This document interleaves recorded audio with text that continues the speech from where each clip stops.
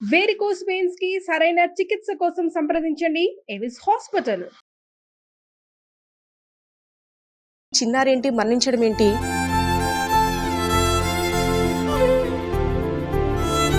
మరణించబోతున్న కారణంగా ఒక 5గురికి తన అవయవాలను దానం చేస్తూ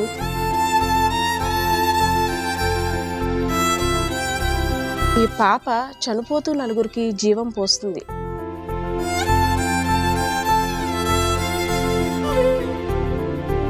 అసంతృప్తి బతుకుతాం మేడం, అంతే. అది గుర్తుంచుకోవాలా బతుకుతాం మేడం.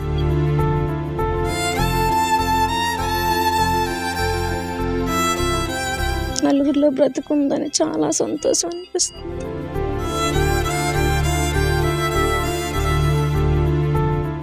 హాయ్, హలో, నమస్తే, వెల్కమ్ టు సుమన్ టీవీ. ప్రతి ఒక్క జీవికి కారణం అంటే వాళ్ళు పుట్టడానికి కారణం ఒక మంచి కార్యం కోసమే దేవుడు భూమి మీద వేశాడని ప్రతి ఒక్కరు కూడా విశ్వసిస్తుంటారు. అటువంటి కార్యక్రమమే ఇక్కడైతే జరుగుతుంది. ఒక చిన్నారి అంటే మరణించినప్పటికి కూడా చిరంజీవిగా నిలిచింది. మీ అందరికీ ఒక డౌట్ రావచ్చు, చిన్నారి ఏంటి మరణించడం ఏంటి, చిరంజీవిగా నిలవడం ఏంటి? ఎస్, నిజమే.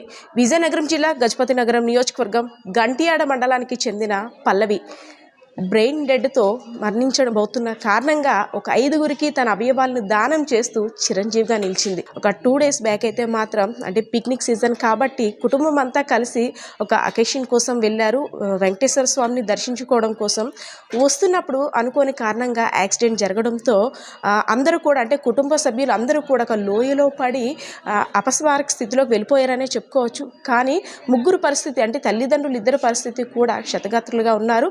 కానీ బాలిక పరిస్థితి మాత్రం కొంచెం బ్రెయిన్ డెడ్ అయ్యింది. అపస్మారక స్థితిలోకి చేరిపోయి కోమాలకు చేరుకున్న తర్వాత ఆ బిడ్డను చూసి ఆ తల్లిదండ్రులు ఏం చేయాలో అర్థం కాని స్థితిలో ఇక్కడున్న ఒక మెడికవర్ హాస్పిటల్ సిబ్బంది అవయవదానం గురించి అవగాహన కల్పించడంతో పేరెంట్స్ ఇద్దరూ కూడా తమ యొక్క కుమార్తె అంటే ఒక 4గురికి జీవం పోసే విధంగా తమ యొక్క కుమార్తె వెళ్తుందా అని అంటే శోకంలో ఉన్నప్పటికీ కూడా దుఃఖ సంద్రంలో ఉన్నప్పటికీ కూడా అవయవ దానానికి ముందుకు వచ్చారు. ముందుగా మనం ఆమె యొక్క పేరెంట్స్ని అప్రిషియేట్ చేయాలి.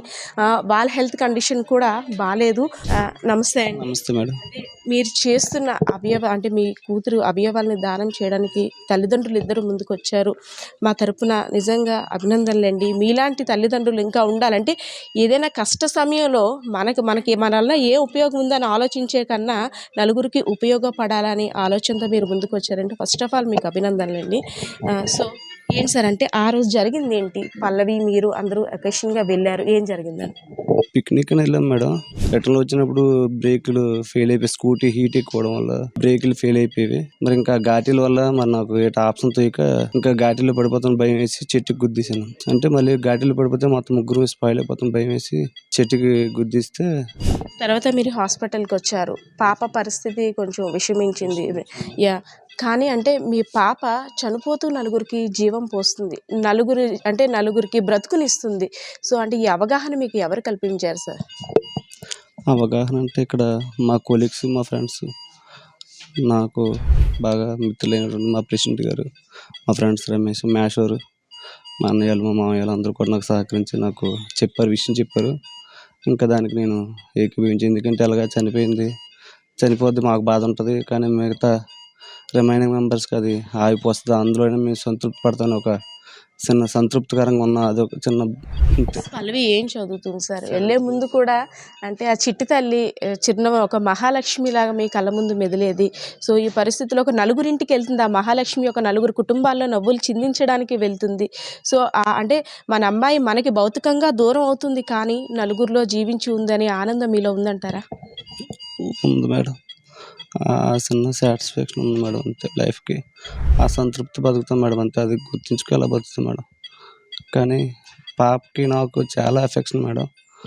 మిడ్ నైట్ 12 గంటలు లేచిపోయి నేను వద్దామా పెద్ద పిల్లలు అయిపోయి నా పక్కన పడుకోవద్దంటే మిడ్ నైట్ 12 గంటలు లేచిపోయి నా పక్క వచ్చి పడుకుని ముద్దులెట్టేది మేడం. అంత ఎఫెక్షన్ మేడం. మరి ఏం చేస్తాను, నేనే కోరుండి చంపేసినట్లు అయిపోయింది మేడం. అంటే మీరు కోరుండి మీరు అనుకుంటున్నారు, కానీ అది దైవ నిర్ణయం అనే మనం అనుకోవాలి. అంటే మీ అమ్మాయి పుట్టుకకి కారణం 4గురికి జీవం పోయడానికి వచ్చిందని అనుకోవాలి. ఈ భూమి మీదకి దేవుడు ప్రతి ఒక్కరిని కూడా ఏదో కారణం చేతనే భూమి మీదకి పంపిస్తుంటారు. సో ఆ విషయంలో మాత్రం మీరు అలా అనుకోవద్దు సార్, చెప్పండి. మా అమ్మగారు చనిపోయిన తర్వాత వెంటనే పుట్టడం మేమేదో చాలా సంతోషపడ్డాం మేడం. మళ్ళీ మా అమ్మాయి పుట్టిందనేసి. తర్వాత 2 ఇద్దరు ఆడపిల్లలు కదా మా ఊర్లో, అడిగారు, మేడం ఇద్దరు ఆడపిల్లలు కదా నీకు ఆప్షన్ ఉంటుంది ఇచ్చేయనేసి అంటే నేను అంత మట్టుకు కూడా ఒప్పుకోలేదు మేడం, ఇవ్వననేసి దేవుడు ఈ విధంగా తీసుకురండి. మరి ముందు రోజు ఇంకా శుభ్రంగా ఇంట్లో పూజలు చేసాం మేడం, రుద్రాక్ష అభిషేకం సత్యనారాయణ వ్రతం చేసి మరుసటి రోజు ఎలాగ వెంకటరమణ గుడికి వెళ్దాం, ఇంకా పిల్లలు ఎలాగ ఇంటి సెలవు పెట్టేసి పెట్టుకెళ్దాం ఇలాగ అయిపోయింది మేడం. మీరు చేసిన పనికి నిజంగా ఎంత అప్రిషియేట్ చేసినా తక్కువనే చెప్పుకోవాలి. సో కొంతమంది పేరెంట్స్కి మీరు ఏం చెప్పాలనుకుంటున్నారు? నేను చెప్తాను మేడం, చనిపోయింది అలాగే బయటకు తీసుకురావాలి కదా, ఆ విధంగా సంతృప్తి పడవచ్చు, సాటిస్ఫాక్షన్ ఉంటుంది కదా, అదొకటి చెప్పాను మేడం. సో మదర్ అయితే మాత్రం, ఎందుకంటే చిన్నప్పటి నుంచి కూడా పిల్లలతో ఉండే బాండింగ్ వేరు. కూతురికి తండ్రితో ఉంటుంది, కానీ మదర్ చిన్నప్పటి నుంచి గర్భంలో ఉన్నప్పుడు దగ్గర నుండి కూడా ఎఫెక్షన్ అనేది వేరుగా ఉంటుంది. సో మదర్ కూడా కొంచెం కండిషన్ సీరియస్గానే ఉందని చెప్పుకోవాలి. కానీ ఇంత క్రిటికల్ కండిషన్లో కూడా తన కూతురు అవయవ దానానికి ముందుకు వచ్చారనే చెప్పుకోవాలి. అమ్మ మీ పేరమ్మా? దేవి మేడం. అమ్మా, మీ హస్బెండ్కి చెప్పాము మీరు తీసుకున్న నిర్ణయం నిజంగా హ్యాట్స్ ఆఫ్.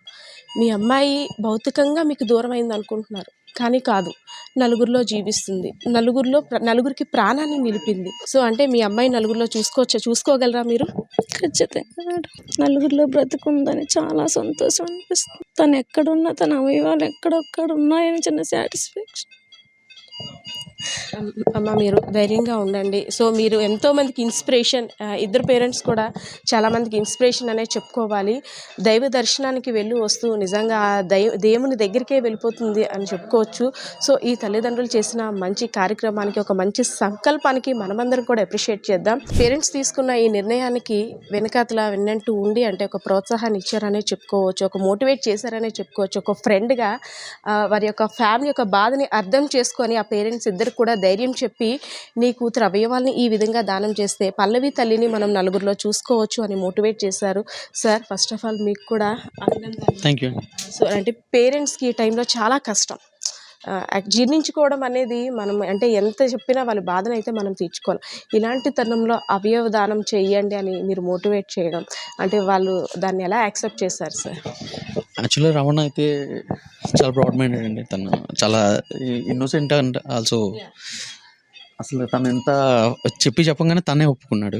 అండ్ ఆల్సో దేవి కూడా అసలు వాళ్ళు అంత వేగంగా ఒప్పుకుంటారని నేను కూడా యాక్సెప్ట్ చేయలేదు. అదే సార్ యాజ్ ఏ డాక్టర్గా చాలా గ్రామాల్లో అవయవ దానం పట్ల అవగాహన లేక ముందుకు రారు. కానీ రీసెంట్గా చూసుకున్నట్టయితే మన విజయనగరంలో కూడా రీసెంట్గా ఒక అబ్బాయిది, తర్వాత అదే వీక్లో ఈ అమ్మాయిది కూడాను రావడం, ఫస్ట్ పేరెంట్స్లో అవగాహన కలిగిందనే చెప్పుకోవచ్చు. అంటే దీన్ని ఎలా చూడవచ్చు సార్? ఈ అవయవ దానానికి ముందుకు రావాల్సిన ఆవశ్యకత చాలా ఉంది. మన ఇండియాలో చాలామంది ఆర్గాన్స్ టెర్షరీ డ్యామేజ్ అయిపోయి ఆర్గాన్స్ డొనేషన్ చాలామంది వెయిట్ చేస్తున్నారు. అలాగే అంటే స్టేట్ సెంట్రల్ యాక్ట్ ఉండి పర్ఫెక్ట్గా మానిటర్ చేస్తారు అనమాట. అయితే చాలా రిక్వైర్మెంట్ ఉంది, కానీ ఇచ్చేవాళ్ళు చాలా తక్కువ. మాకు కూడా ఏంటంటే ఇప్పుడు బర్త్డే అనమాట, నాకు నిన్న వాళ్ళ పాప వచ్చింది, చెల్లి అక్క వచ్చి మనకే కళ్ళ నీళ్ళు వస్తున్నాయి. అలాంటప్పుడు ఆయన లక్కీ ఏంటంటే వెటర్నరీ దాంట్లో ఉండటం వల్ల కొద్దిగా అవగాహన ఉంటుంది కాబట్టి, ఎడ్యుకేటెడ్ కాబట్టి బ్రాడ్ హృదయంతో నలుగురికి ఇస్తానికి రెడీ అయ్యారు. అంటే ఫారిన్ కంట్రీస్లో ఏంటంటే ఎలా ఉంటుందంటే డ్రైవింగ్ లైసెన్స్లోనే కన్సెంట్ ఉంటుంది. ఎవరికైతే 18 years తర్వాత లైసెన్స్ వస్తుందో దాంట్లోనే కన్సెంట్ ఉంటుంది. వేరే ఇండియాలో ఇంకా లెజిస్లేషన్ చేయలేదు. అందువల్ల అంటే ఇవన్నీ కూడా మన స్టేట్లో లేదనుకోండి, హార్ట్ ఇంకో స్టేట్కి వెళ్ళిపోతుంది. మనం కిడ్నీ రిక్వైర్మెంట్ చాలా ఎక్కువ ఉంటుంది, అందువల్ల మన స్టేట్లోనే రిక్వైర్మెంట్. హార్ట్ లంగ్ అనేది లాస్ట్ టైం మన చెన్నైకి హార్ట్ లంగ్ హైదరాబాద్ వెళ్ళిపోయింది.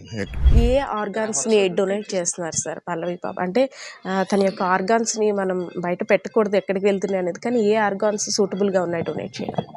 కార్యక్రమానికి పూనుకున్నటువంటి వారి పేరెంట్స్కి మనం అభినందనలు తెలపాలి. ఆర్గాన్ డొనేషన్ చేస్తేనే మనకి పిఎం అనేది ఈజీగా అవుతుంది. పోస్ట్ మార్టం, ఇంకా పోస్ట్ మార్టంలో ఏం చేయాలో తెలియక మొత్తం అన్ని ఆర్గాన్స్ తీసేసి అన్నీ కూడా టెస్టులు చేస్తారు. కానీ ఆర్గాన్ డొనేషన్ చేసేటప్పుడు ఎక్స్పర్ట్ డాక్టర్స్ వచ్చి ఏది మనకి పనిచేస్తుంది, ఏది పేషెంట్కి సూటబుల్ అదే తీసి మిగిలిన పార్ట్స్ అనేది కూడా టచ్ చేయరు. సో పోస్ట్ మార్టం అనేది కూడా చాలా ఈజీ అవుతుంది, సింపుల్గా అవుతుంది. సో ఆ విషయం జనాలకు తెలియక ఏమనుకుంటున్నారంటే ఆర్గాన్స్ ఇస్తే అదైపోద్ది ఇదైపోద్ది అని ఒక అపోహ. కానీ ఈరోజు ఈ పేరెంట్స్కి మనం చాలా అభినందనలు తెలపాలి. వాళ్ళు సఫర్ అవుతున్నారు, వాళ్ళు ఎదురుగుండా మీరు తీసుకుంటున్నారు. కానీ ఎందుకంటే వాళ్ళకు కూడా తెలియాలని నేను ఈ విషయం చెప్తున్నాను. ఎందుకంటే మనం పోస్ట్ మార్టం చేస్తే మొత్తం బాడీ మొత్తం కోసేస్తారు. కానీ ఆర్గాన్ డొనేషన్లో ఏ పార్టో ఆ పార్టే తీసుకుని మిగిలిన అంతా కూడా అలా ప్రిజర్వ్ చేసి మీకు మళ్ళీ అలా హ్యాండ్ ఓవర్ చేస్తారనమాట. ఇంకొక విషయం ఏంటంటే మీరు అడిగారు వచ్చేటప్పుడు కండిషన్ ఎలాగ ఉందని చెప్పేసి. ప్రాబ్లం ఏం జరిగిందంటే ఇక్కడ ఎస్కాట్లో డాక్టర్స్ చూసినప్పటికీ కండిషన్ ఏమీ లేదు, ఆల్మోస్ట్ మీరు తీసుకెళ్ళిపోవచ్చు అనుకోండి. అంటే అక్కడ ఒక డాక్టర్స్ ఒక యాంబూ బ్యాగ్ ఇచ్చి లక్కీగా అది చేసుకుంటూ తీసుకువెళ్ళండి అని చెప్పి ఇక్కడ పంపించారు. సో అది చేసుకుంటూ తీసుకురావడం వల్ల కొన్ని పార్ట్స్ మాత్రమే మనం ప్రెజర్ చేయగలిగాం. వచ్చినప్పటికే చాలా వరకు డ్యామేజ్ అయింది. ఫస్ట్ పార్ట్ ఏంటి లంగ్స్ కొంచెం డ్యామేజ్ అయిపోయింది. అందుకని వేరే డాక్టర్స్ హైదరాబాద్ నుంచి డాక్టర్స్ వచ్చి చేసుకుంటారు. హార్ట్ అనుకోండి, హార్ట్ సర్జన్స్ వాళ్ళు వచ్చి ఇప్పుడు లాస్ట్ టైం MGM నుంచి వచ్చారు. వాళ్ళు ఫ్లైట్లో వచ్చి వాళ్ళు చూసుకుని అది తీసుకెళ్ళి వాళ్ళు ఇచ్చేస్తారు, సర్జరీ చేస్తారు. అలాగే చూసుకొని అవదని చెప్పారు. ఇప్పుడు ఏంటంటే మిగిలిన అలాగే మనకి తిరుపతి నుంచి హార్ట్ గురించి డాక్టర్స్ వచ్చారు. వాళ్ళు ఇప్పుడు థియేటర్లో చెక్ చేసుకుంటున్నారు ఇది ఎంతవరకు మనం పెడితే, అంటే రేపు ఎవరెవరు పెట్టేయడానికి అలా కుదరదండి. అది మనం తీసుకున్నది ఎంతవరకు సూటబుల్. అలాగే ఇప్పుడు ఇంకొకరు కొన్ని వైజాగ్ మెడికవర్ హాస్పిటల్ నుంచి వచ్చారు, అలాగే వైజాగ్ కిమ్స్ అన్న ఐకాన్ హాస్పిటల్ నుంచి వచ్చారు. ఇలాగ వేరే వేరే డాక్టర్స్ వచ్చారు. ఇప్పుడు వాళ్ళు థియేటర్లోకి తీసుకెళ్ళాం, మనం లోపలికి చూసుకుని ఏదైతే సూటబుల్లో అన్నీ కూడా తీసుకుని మన పేషెంట్ని యొక్క ప్రెజర్ చేయడానికి చాలామంది ప్రయత్నిస్తూ ఉంటారు అన్నమాట. చిన్నారి పల్లవి చిరంజీవిగా నిలిచిందంటారా? నిలిచిందండి. డెఫినెట్గా 3-4 ఆర్గాన్స్ని సేవ్ చేయడానికి మనం ప్రయత్నిస్తున్నామండి. ఒక టీం చెన్నై నుంచి కూడా వచ్చారు. వాళ్ళు స్మాల్ బౌల్ ఏదో చూసుకుందాం అనుకున్నారు, వాళ్ళకి కూడా అది ఉపయోగపడుతుంది. 2 కిడ్నీలు ఉపయోగపడేలాగా ఉన్నాయి. ఒక లివర్ కూడా చూస్తున్నారు. అలాగే హార్ట్ కూడా తిరుపతి నుంచి డాక్టర్స్ వచ్చారు. వీళ్ళంతా చూసుకుని ఏది సూటబుల్ అయితే అది తీసుకెళ్ళి పెడతారనమాట. ఆర్గాన్స్ ట్రాన్స్పోర్టింగ్ అనేది అంటే ఇక్కడ అవయవాలను తరలించిన తర్వాత ఎంతసేపట్లో కంప్లీట్ చేస్తారు? అది డిపెండింగ్ ఆన్ ఆర్గాన్ బట్టి ఉంటుందండి. ఒక్కొక్క ఆర్గాన్ అయితే వితిన్ 2 అవర్స్లో చేయాలి, ఒక ఆర్గాన్ 4 అవర్స్లో చేయొచ్చు. అది డిపెండింగ్ ఆన్ ఆర్గాన్ బట్టి ఉంటుంది. అంతే గ్రీన్ ఛానల్ ఏర్పాటు చేసి కొన్ని ఫ్లైట్లో తీసుకెళ్తున్నారు, కొన్ని ట్రాన్స్పోర్ట్ తీసుకెళ్తున్నారు. కొన్ని డిలే అవుతున్నప్పుడు ఇంక తప్పదరంగా ఉన్నప్పుడు ఇంక మరి మనం ఏమీ చేయలేము. ఎందుకంటే మనం తీసుకున్న వాళ్ళు కూడా నష్టం రాకూడదు. అంటే ఇదే తీసి మళ్ళీ మార్చేయడం అలా ఉండదండి. ఒకసారి పెట్టిన తర్వాత దాని కాంప్లికేషన్స్ ఇవన్నీ ఉంటాయి. అవన్నీ అవాయిడ్ చేయడానికి మనం ప్రయత్నం చేస్తున్నాం. అందుకనే ఫ్యూచర్లో ఆ ప్రాబ్లమ్స్ లేకుండానే మన తిరుమల మెడికవర్ హాస్పిటల్లోనే ట్రాన్స్ప్లాంటేషన్స్ కూడా ఫ్యూచర్లో వస్తాయి. ఎందుకంటే ముందు ఇలా డొనేషన్స్ అనేవి 1-2-3 జరిగితే మాకు కాన్ఫిడెన్స్ వస్తుంది, జనాలకి కాన్ఫిడెన్స్ వస్తుంది. అప్పుడు మిగిలిన మనం ప్రొసీడ్ అవ్వచ్చని 1000 ఓపెన్ హార్ట్ సర్జరీస్ చేస్తున్నాం, బైపాస్లు చేస్తున్నాం. గత 12 ఏళ్ళ నుంచి హార్ట్ సర్జరీస్ చేస్తున్నాం. అందువల్ల అంటే మనకి ఎక్విప్మెంట్ అన్నీ ఉన్నాయి. ఒక దీపాన్ని వెలిగిస్తే కొన్ని వందల లక్షల కొద్ది దీపాన్ని వెలిగించే అవకాశం ఉంటుందని మనందరికీ తెలిసిందే. సో చిన్నారి పల్లవి ఆర్గాన్ డొనేషన్స్ కారణంగా నలుగురి జీవితాల్లో వెలుగుతుంది. సో పేరెంట్స్ తీసుకున్న నిర్ణయాన్ని కూడా మనందరం అప్రిషియేట్ చేయాల్సిన ఆవశ్యకత ఉంది. సో మరి కాసేపట్లో చిన్నారి పల్లవి యొక్క అవయవాలను తీసుకెళ్లేందుకు గ్రీన్ ఛానల్ సిబ్బంది కూడా సిద్ధంగా ఉన్నారు. మరి కాసేపట్లో ఆ విజువల్స్ని కూడా చూద్దాం. కెమెరా పర్సన్ శ్రీనివాస్తో పద్మ, సుమన్ టీవీ, విజయనగరం.